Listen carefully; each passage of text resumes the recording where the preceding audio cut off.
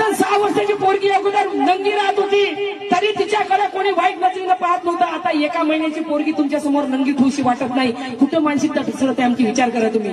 2 वर्षाच्या पोरीवर बलात्कार झाला.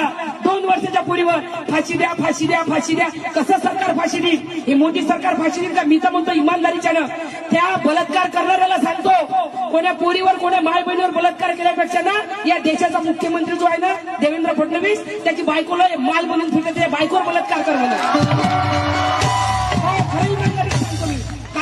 लय मोठी माल बनवून फिरते. ह्या हिरो संघ त्या हिरो संघ या गरीबाच्या लेकरावर केल्यापेक्षा त्या मालावर करणं म्हणा चांगला बलात्कार आहे की नाही? तेव्हा त्याने समजत. यायले काय माहिती माय बहिणीवर बलात्कार झाला तेव्हा दुःख काय होते.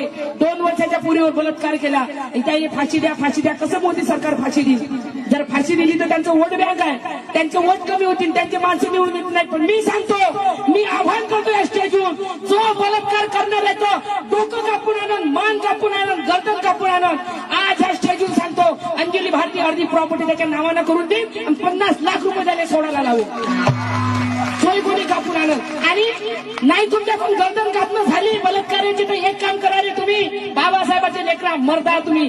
जर त्याची गर्दन कापणं नाही झाली ना, ज्यानं त्यानं बलात्कार केला ना त्याचं सामानच कापून टाका.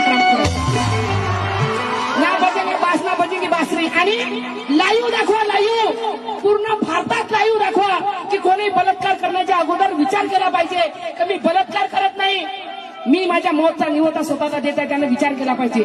असं ज्या दिवशी कराल ना तुम्ही